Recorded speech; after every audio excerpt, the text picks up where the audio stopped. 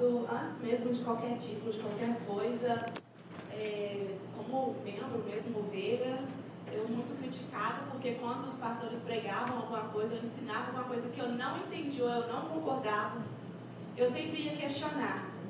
Então era tido como a ovelha meio que rebelde, porque alguns pastores normalmente não gostam de ser questionados, não gostam de ser, de explicar aquilo que a ovelha não entende. Não estou dizendo todos, mas alguns não têm essa paciência. E eu sou muito questionadora, muito, para tudo na vida, inclusive com Deus.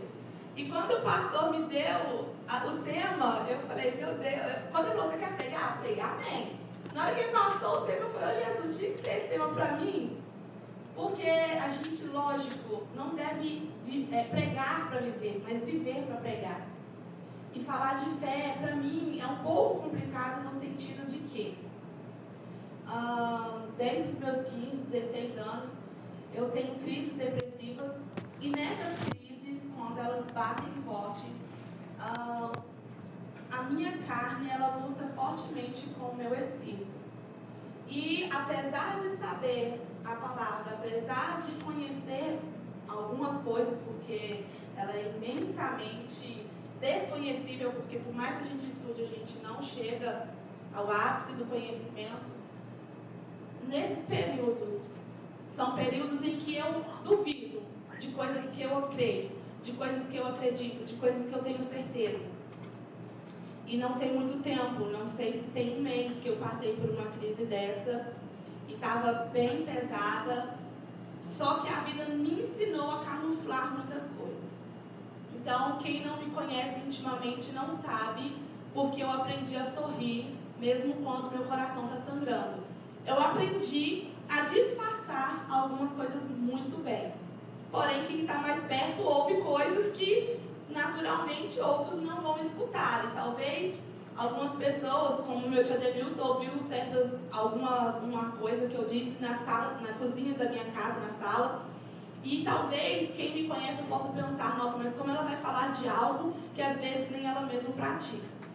Porém, a Bíblia nos diz que a fé ela vem pelo ouvir e ouvir a palavra de Deus. Então, não se espelhe muitas das vezes no que eu sou, quando eu não posso ser referência para você. Mas se espelhe na palavra, porque ela não mente, a palavra de Deus diz que Ele não volta naquilo que Ele diz ao teu respeito, Ele não é mentiroso. Então, ainda que eu, pastor, ou eu, Rosilane, esqueça o título, fale, ainda que eu não seja um exemplo para vocês, a Bíblia ela continua sendo um exemplo para todo mundo. Então, antes de querer seguir qualquer pessoa, siga a melhor pessoa de todas, que é Cristo, porque Ele não vai te decepcionar, ainda que você se sinta só, ainda que, como eu disse, Deus me abandonou e Ele precisou usar meu marido em oração, numa profecia para dizer, eu não te esqueci, eu não te abandonei, por que você se sente tão só?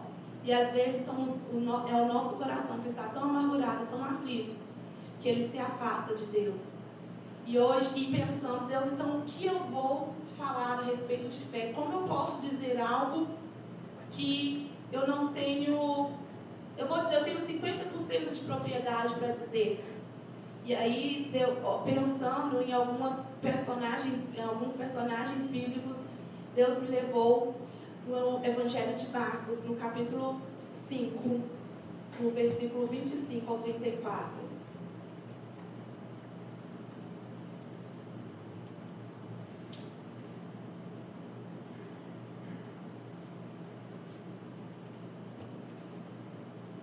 Eu não sei.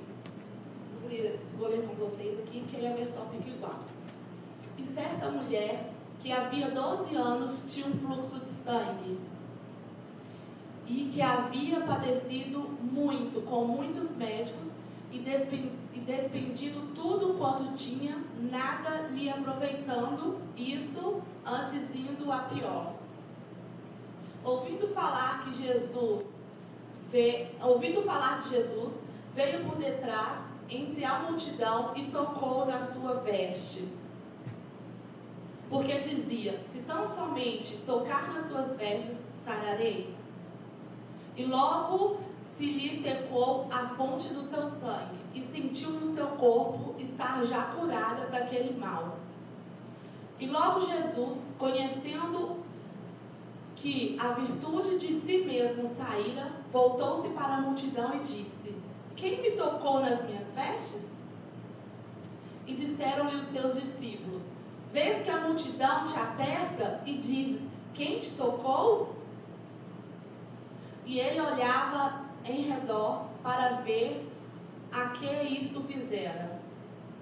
Então a mulher, que sabia o que lhe tinha acontecido, temendo e tremendo, aproximou-se e prostrou-se diante dele, e disse-lhe toda a verdade. E ele lhe disse: filha, a tua fé te salvou, vá em paz e ser curada deste mal. Amém? Eu acredito que vocês já ouviram bastante pessoas pregarem a respeito dessa mulher do fluxo de sangue, mas eu consegui extrair algumas coisas, lendo um pouquinho mais, estudando um pouquinho mais a respeito do que a fé dessa mulher alcançou, não somente a vida dela, mas a vida de outros além dela. E Jesus ele tinha acabado de atravessar o mar, então ele estava ali em Cafarnaum, ao lado do mar da Galileia, ensinando uma multidão, quando de repente o príncipe da sinagoga, Jairo, ele chega correndo, prostrado aos pés de Jesus, e ele diz: Jesus, eu preciso da tua ajuda, minha filha está morrendo, eu preciso que você vá à minha casa e vá me ajudar. E Jesus ali então, ele vai direcionar a casa de Jairo juntamente com ele, para ver o que estava acontecendo com a filha de Jairo.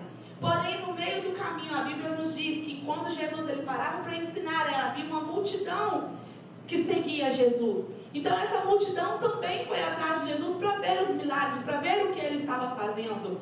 E Jesus ali, enquanto ele caminhava, aquela multidão espremendo, apertando Jesus, de repente ele sente que algo saiu dele, virtude saiu dele. Virtude significa poder. Jesus sentiu que poder saiu dele. E ele então se vira para os seus discípulos e ele pergunta: ei, quem que me tocou? Os discípulos então ali, será que Jesus é doido? Ele não está vendo que a multidão é grande, que tem muitas pessoas, e que ele ainda está perguntando: quem te tocou, mestre? Como assim quem te tocou? E ele diz: não, alguém me tocou diferente. E aqui nós já podemos aprender. Os discípulos andaram com Jesus durante alguns anos, e eu creio que os discípulos tocavam nele, pessoas tocavam em Jesus o tempo todo querendo algo, mas em nenhum outro momento, nenhuma em outras circunstâncias você vai ouvir na Bíblia Jesus dizer que dele saiu virtude porque alguém o tocara. Somente nessa passagem, então, o porquê que esse toque extraiu de Jesus o poder que havia dentro dele. A Bíblia nos diz então que neste meio do caminho havia uma mulher. Que mulher é essa? Uma mulher que padecia 12 anos com fluxo de sangue. Ninguém sabe o seu nome, ninguém sabe a sua idade ao certo, mas ela, por ter 12 anos simplesmente sangrando, nós já podemos imaginar que ela era uma mulher anêmica, ela era uma mulher fraca, e por consequência da lei mosaica no livro de Levíticos, ela era uma mulher excluída da sociedade. Ela era uma mulher que vivia em cavernas, que vivia excluída. Ela não poderia ter contato social nem mesmo com sua família. Então aí nós já podemos observar que ela então pode ter adquirido ali um complexo de rejeição, abandono, solidão. Ela teve que superar tantas barreiras para poder conseguir o seu milagre.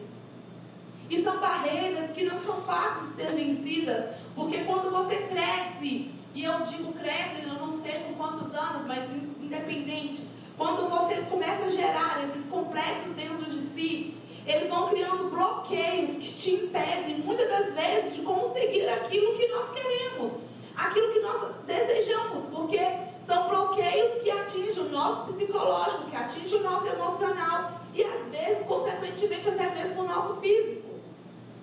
Então ela era isolada, ela não tinha uma vida religiosa, ela não poderia ir mais nas sinagogas para adorar, ela não tinha mais contato com a sua família, ela não tinha mais contato com ninguém, ela vivia isolada, assim como os leprosos viviam isolados. Ela era considerada imunda perante a sociedade. Ela não poderia tocar em ninguém, ela não poderia tocar em nada, porque se ela tocasse em alguma pessoa, sem a pessoa ter contato inocente, mas se alguém permitisse que ela tocasse aquela pessoa, sabendo que ela é imunda, aquela pessoa também estaria isolada da sociedade, seria condenada junto com aquela mulher. Então aquela mulher, ela ouviu falar de Jesus em algum momento da sua vida, porque ela não tinha como ir a um culto, ela não poderia participar das reuniões religiosas. Então em algumas circunstâncias ela ouviu falar de Jesus, e ela ouviu dizer que Jesus passaria por ali. Então eu creio que eu penso comigo que ela deve ter pensado assim: poxa, eu não sei como eu vou chegar nele, mas eu preciso ir até o mestre. E talvez você não esteja entendendo. Muitas das vezes uma multidão vai estar no teu caminho, empecilhos vai estar no teu caminho, mas de alguma forma nós precisamos entender como eu vou fazer para conseguir, para atingir o meu objetivo, o meu milagre. Às vezes as multidões, nós queremos colocar culpas na multidão, culpa nas pessoas, e nós não assumimos a responsabilidade das nossas atitudes. E nós queremos pensar que fulano me deve alguma coisa, ciclano precisa fazer algo por mim. Aquela mulher, se ela pensasse assim, ela ia continuar enferma, porque ela colocaria desculpa: a multidão é muito grande, se eu encostar em alguém, eu posso ser morta, apedrejada, porque eu tenho por obrigação estar isolada, eu tenho por obrigação estar afastada da sociedade. Eles não me querem ali por perto, eu não posso encostar em ninguém. Ela poderia ter dado inúmeras desculpas, como muitas das vezes nós damos. Ah, mas o irmão não fez isso para mim, ah, mas fulano não sei o quê.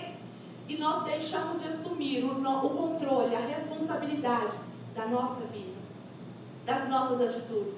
Porque é muito mais confortável culpar alguém por algum fracasso ou por algo que não vai bem na nossa vida, do que assumir que nós, por omissão ou por alguma atitude, provocamos tal coisa. E ainda que, por muitas vezes, por muitas ocasiões, a vida nos pregue algo que nós não escolhemos, que nós não buscamos, que nós não desejamos, que tentam matar os nossos sonhos, que tentam manchar a nossa reputação, que tentam nos afastar, ainda assim, nós precisamos assumir uma postura diante disso. Nós precisamos assumir uma identidade diante disso. E qual identidade? A identidade que eu ensino, por exemplo, para as minhas filhas.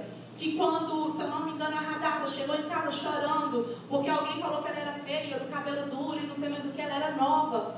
E eu falei com ela assim: você não é nada disso.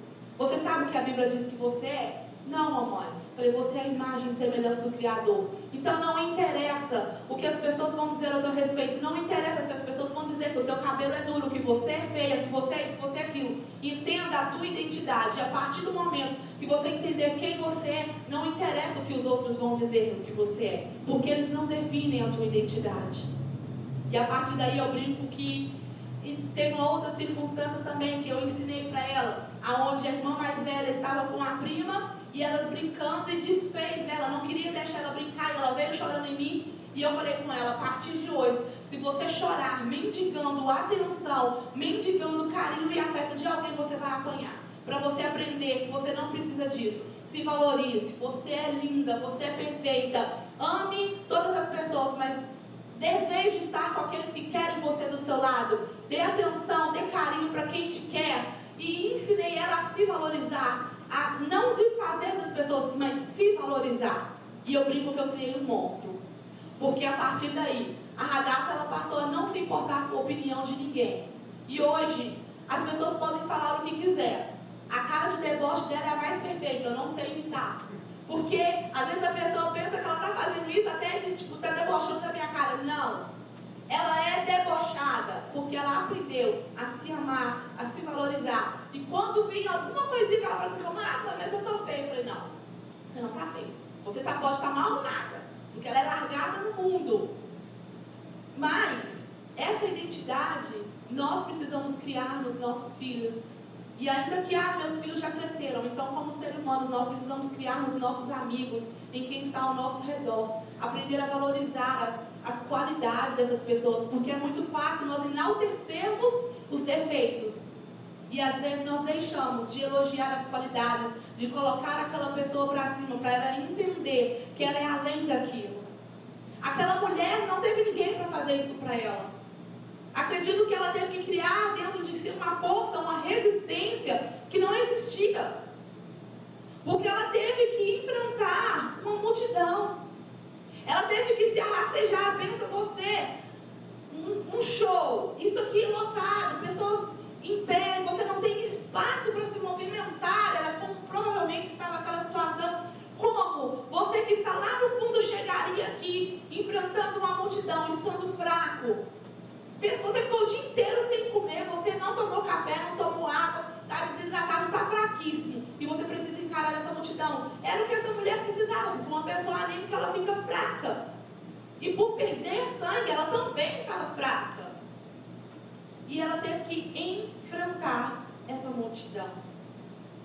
E quando ela pensa, eu não posso encostar nas pessoas, e eu também não posso encostar em Jesus, porque se eu encostar eu vou contaminá-lo, mas eu preciso então tocar somente ali, na beirada do seu vestido, que eu ficarei sã, eu ficarei curada.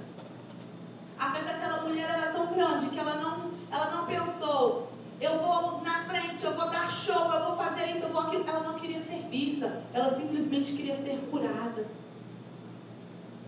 E isso também nos mostra que nem sempre nós precisamos aparecer para as pessoas para ter algo, para conseguir algo.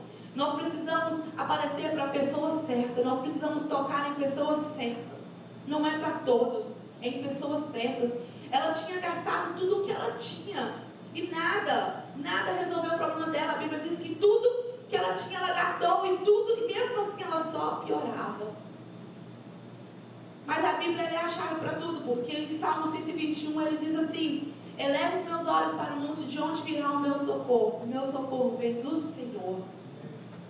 Ela procurou socorro em médicos, ela procurou socorro em tudo que ela achou que ela poderia encontrar. E mesmo assim o socorro não veio. Até que um dia ela decidiu procurar socorro naquele que poderia ser o eu sou na vida dela. Aquele que poderia ser a cura para que ela pudesse voltar a ter um convívio na sociedade, uma vida normal.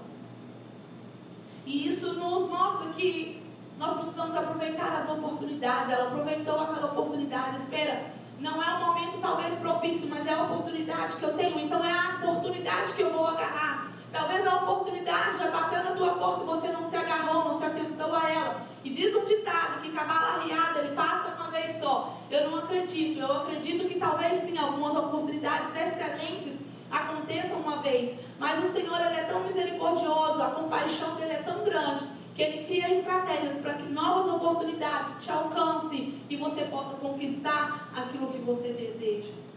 Aquela mulher então se arrastando, ela simplesmente, ela toca na orla dos vestidos, da veste de Jesus, e ela sentiu curada naquele exato momento.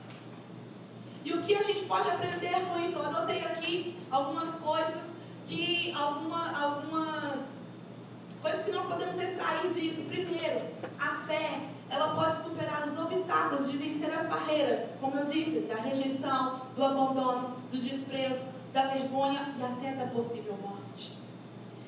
Ela nos ensina a importância da humildade.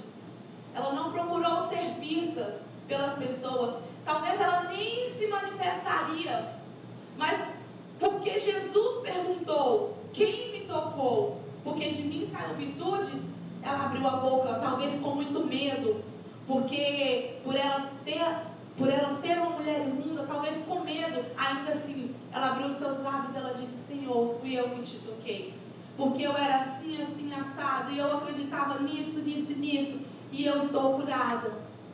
E aí é onde Jesus, ele ali, perante a sociedade, ele dá de volta para ela uma posição, ele dizendo: filha. Talvez até aquele momento, ela por ter sido abandonada, ela já não se sentia mais pertencente a uma família, ela já não se sentia mais em direito de ser chamada de filha. Talvez ela não escutava essa palavra há muito tempo. Talvez os seus pais não conversassem com ela, então ela já não escutava alguém a chamar de filha com a entonação de carinho na sua voz, de amor. E Jesus, ele disse: filha, a tua fé te salvou. Naquele momento ela já havia sido curada. Porém, Jesus ele manifesta isso publicamente. Ei, a Bíblia nos diz em Mateus 9 que quando nós estamos com algo que está difícil, que é para nós entrarmos no nosso quarto, para nós orarmos ao Pai em secreto, mas a recompensa é pública. A sua oração, a sua intimidade é no secreto, mas a sua recompensa é pública. E por isso que muitos dizem assim: ah, mas da noite para o dia aconteceu tal coisa. É porque eles não sabem do seu quarto no secreto. Da noite para o dia demorou 12 anos na vida daquela mulher. Da noite para o dia demora anos. Só que ela nos ensina o poder da resistência. A cura, ela é um processo pessoal que requer tempo e esforço. Às vezes você espera que a cura ela aconteça da noite para o dia. Eu gostaria muito de ser curada da noite para o dia.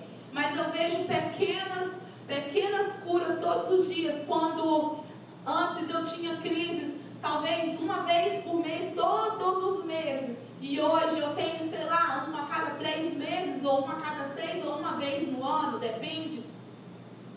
Isso eu consigo ver as mãos do Senhor. Eu consigo ver uma cura que ela é processual, ela é progressiva, ao ponto de que antes eu me desesperava em algumas circunstâncias na minha vida, que eu passava mal e eu ficava ruim. E um dia um bispo, um amigo nosso no Brasil, ele me disse assim: pastora, se não tem solução, está solucionado. Você morrer não vai resolver. E eu falava: não, mas eu não concordo. E eu passava mal e era diarreia, dor de cabeça, enjoo, aquela coisa, porque o meu físico sentia a ponto de não suportar. E nós passamos por algo extremamente pesado não tem um ano, e nós mudamos para Massachusetts, e lá Deus me ensinou a ter um pouco mais de domínio, de controle em situações em que antes eu me desesperaria, antes eu passaria muito mal, antes eu não suportaria, e o processo e a questão da ansiedade bateria muito forte, da depressão, enfim, Deus me ensinou a controlar essas emoções. Então talvez você pense assim: mas eu não fui curada. Ei, você morreu? Não. Você está vivo? Tá. Então alguma coisinha pequena que seja aconteceu. Eu não fui totalmente curada da depressão? Não. Mas eu vi que em momentos que eu talvez teria curtos períodos para acontecer novamente, não. Ele demora muito mais. É uma coisa que antes seria muito mais rápido, hoje não é. Antes eu não teria um controle emocional tão grande, hoje eu tenho um pouco mais. Antes eu talvez descontaria nas minhas filhas, no meu marido, como muitas vezes eu fiz a minha frustração, o meu dia mal, e o Senhor me ensinou a controlar a minha língua, a frear, a entender que peraí, você está mal, as pessoas à sua volta não têm culpa do que você está sentindo. Então aprenda a sorrir, aprenda a tratar bem e aprenda a dominar as suas emoções. Então às vezes essa cura, esse processo, ele tem um tempo, e respeite esse tempo, respeite o tempo desse processo. Nos mostra a importância do amor e da compaixão. Talvez Jesus poderia ter ali, ela ficou medo, ela não quis dizer quem é, talvez por medo de Jesus repreendê-la. Mas Jesus mostra que Ele é um Pai de amor, Ele é compassivo, Ele tem compaixão pelas pessoas. E isso nos faz entender que muitas das vezes nós precisamos não atacar, não criticar, mas estender os braços para dizer para a pessoa: ei, eu estou aqui, está difícil, eu vou caminhar mais uma milha contigo, só não para no caminho. Porque parar é pior do que ir devagar. Porque se você parar, você não vai alcançar. Se você ir devagar, talvez vai demorar um pouquinho mais, vai levar um pouquinho mais de esforço, um pouquinho mais de tempo, mas você vai chegar lá. Agora, se você parar, acabou. Jesus te ensina que nós precisamos amar ao nosso próximo de maneira que, ao invés de repreendê-lo a todo momento, ali principalmente em público, não, você chama para perto, você traz para si, você carrega, você ajuda até o nível que você pode, de modo que esse nível também não atinja você. Se não te machuca, se não fere os seus princípios, se não te faz se sentir mal, Então estenda a tua mão, ajude até onde você consegue ajudar. A Bíblia também nos ensina que, deixa eu ver se eu coloquei tudo. Coloquei tudo, já falei tudo. Se eu falar outro que eu vou me repetir. A Bíblia nos ensina que o justo vive pela fé. Romanos 1,17. E a fé não é um fruto do Espírito. Ela não vem da humanidade caída do homem. Ela vem da obra do Espírito Santo num coração quebrantado, num coração que se dispõe, se desprende e está disposto a aprender, a deixar o Espírito Santo governar. Em Efésios 2,8 diz que a salvação ela não é nossa, ela é dom de Deus, ela vem pela graça. Em Romanos 10,17 diz que a fé vem pelo ouvir e ouvir a palavra de Deus. Em Tiago 2,17 diz que a fé sem obras ela é morta. Não adianta eu dizer que eu tenho fé se quando o Senhor pedir as minhas mãos elas estiverem vazias. A obra não te leva para o céu, mas sem a obra é impossível você dizer que tem fé. E não sou eu que estou dizendo, a palavra diz que a fé sem obras, as duas têm que caminhar juntas, vocês caminham juntos. A fé e a obra caminham igualmente juntos. Não é porque eu tenho fé, eu faço as obras. Não é porque eu tenho as obras que eu tenho fé. Não, é porque eu tenho fé, eu faço. E eu não faço porque eu espero que as pessoas me reconheçam. Eu faço porque eu sei que o meu reconhecimento ele vem do céu. E na hora certa, no tempo certo, quem há de te exaltar é o Senhor. Quando nós fazemos algo esperando que o pastor nos veja, que o irmão nos veja, a sua recompensa já aconteceu ali, você não precisa de mais nada. Mas quando nós fazemos, esperando que o céu nos recompense, a Bíblia diz que Deus não deve nada para ninguém. Nada. Deus não é devedor de nada.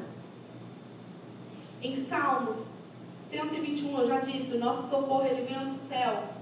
Então nós não devemos esperar coisas do homem, a não ser aquilo que eles podem nos oferecer, mas o que é impossível, ela vem de Deus.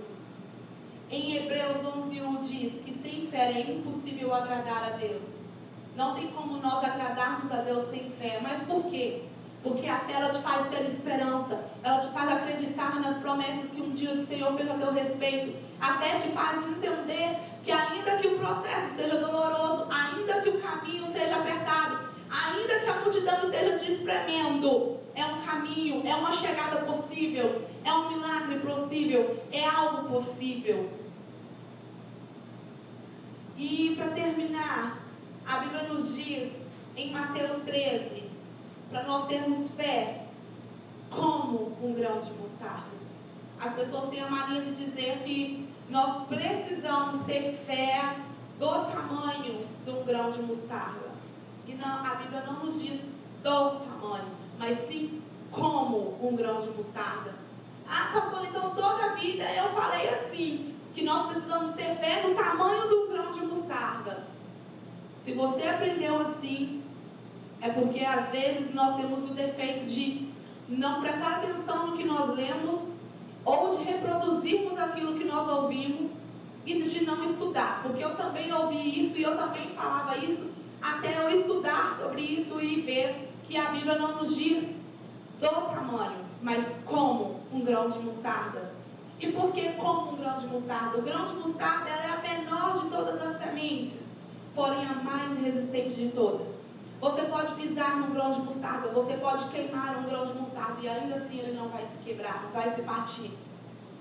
Então ele é uma semente bem pequenininha, porém quando ela é plantada, ela se torna uma planta tão grande que ela é comparada a uma árvore, que ela pode chegar de 2 a 5 metros de altura, e ali os pássaros no outono fazem os seus ninhos, eles se sentem abrigados no grão de mostarda. E o que o grão de mostarda nos ensina? Por que a nossa fé deve ser como um grão de mostarda? Ainda que ela comece pequena, ainda que as pessoas olhem sem valor nenhum, ainda que tão miudinho a ponto de ser quase imperceptível, ainda que você não entenda, nossa, é muito pequeno, não tem valor algum diante da sociedade, não vale para nada. Porém, quando plantada e cuidada, ela cresce, e cresce rápido, comparada a algumas outras árvores.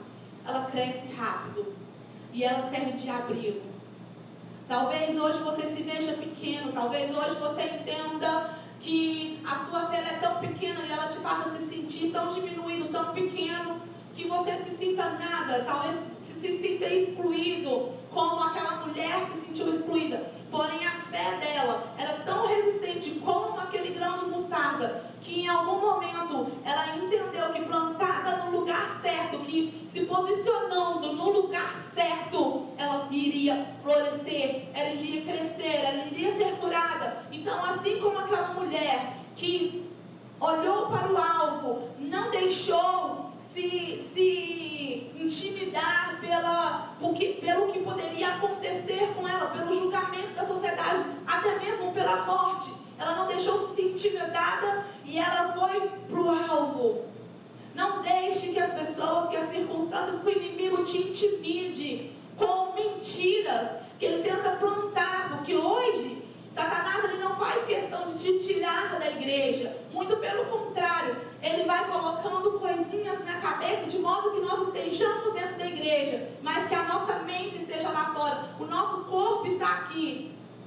E às vezes, quando nós já estamos tão contaminados, nós não somos agentes, porque se eu não posso ajudar o meu irmão, eu também não tenho que matar os sonhos do meu irmão. Aquela multidão talvez mataria os sonhos daquela mulher, mas ela não olhou para aquela multidão. Então que nós não sejamos matadores de sonhos, mas que nós sejamos solos férteis, para que quando uma pessoa for plantada, ela possa florescer, porque para eu brilhar, eu não preciso apagar o brilho do meu irmão, muito pelo contrário, eu sou o meu corpo. A Bíblia diz que nós somos copos, e a minha cabeça não funciona sem o meu pescoço não funciona sem o tronco, e consequentemente todo o resto. Um corpo não funciona somente com um, corpo precisa de todos, e cada um brilha com a sua particularidade. Talvez eu não tenho o dom de cantar, pastor, eu não tenho o dom de pregar, mas ei, ninguém limpa essa casa ou a casa como você limpa, ninguém cozinha como você cozinha, ninguém não tem o dom talvez de estar aqui em cima, mas para evangelizar alguém, para falar a palavra para alguém, ninguém tem o dom como você tem. Cada um tem um dom em especial, cada um tem uma utilidade em especial. O que você precisa é se alinhar ao propósito que Deus tem para você. Porque aquela mulher serviu de exemplo. Quando aquela mulher, ela foi lá e tocou na orla das vestes, ela serviu de exemplo. No livro de Marcos 6, nós podemos ver outras pessoas que quiseram tocar em Jesus para ser curadas, a partir da ousadia daquela mulher. Talvez você pensa, como eu preguei há uns meses atrás, onde a gente estava congregando, e fui pega de surpresa, e eu pensei, nossa, eu estava passando tanto mal, eu estava mal conseguindo ficar de pé, e eu falei, nossa, hoje foi terrível, eu não preguei nada. Não que a gente pregue pensando assim, poxa, eu sou melhor, não, mas você espere que alguém seja alcançado com aquilo. E eu pensei, foi um fiasco, um desastre, e não sei se foi no mesmo dia ou na semana seguinte, alguma coisa que a gente estava conversando, a irmã falou comigo, nossa, aquela pregação foi para mim. Eu falei, glória a Deus, que se tinha alguém para escutar, que seja uma pessoa, no meio de 50, valeu a pena. Talvez você hoje pense, essa mensagem não é para mim, não tem nada a ver, mas em algumas circunstâncias ela encaixa na nossa vida, porque a Bíblia diz que a palavra do Senhor ela não volta vazia, e em algum momento ela vem de confronto à nossa vida. E nesse momento, eu já escutei várias vezes essa mensagem, e de formas diferentes, e entendendo sobre fé. Neste momento, tendo que pregar sobre isso, veio de confronto com a minha vida. Então, de alguma forma, a palavra ela vai nos confrontar. Para você crescer, para você aprender, para você entender, para você ser exemplo. Porque às vezes nós temos vergonha de admitir as nossas fraquezas. Eu fui muito reprimida quando eu cheguei aqui por outro pastor. Você não pode, quando eu usava alguma fraqueza, ou quando eu me colocava como exemplo, e ele dizia, você não pode nos colocar, falar de pastores como exemplo, porque assim as pessoas perdem a admiração, não respeitam. Eu particularmente discordo, é uma linha muito tênue.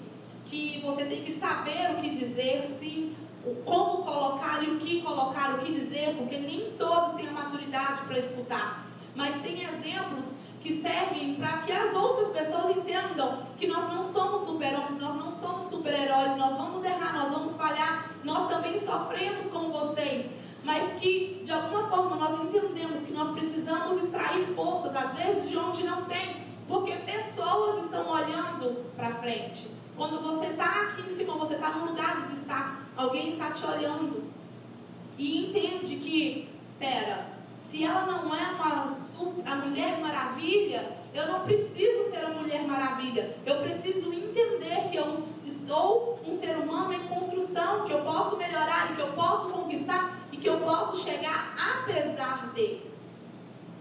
Então, que você não se sinta menor, que você não se sinta desprezível porque você não é aceita pela sociedade, porque a sociedade, o padrão dela, você não encaixa nela. Aquela mulher não se encaixava na sociedade, aquela mulher não se encaixava nos padrões, mas ela quebrou tabus e ela foi exemplo para outras pessoas que desejaram viver o seu milagre.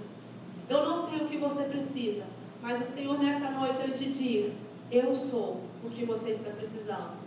Se é de fé, a Bíblia diz para você pedir.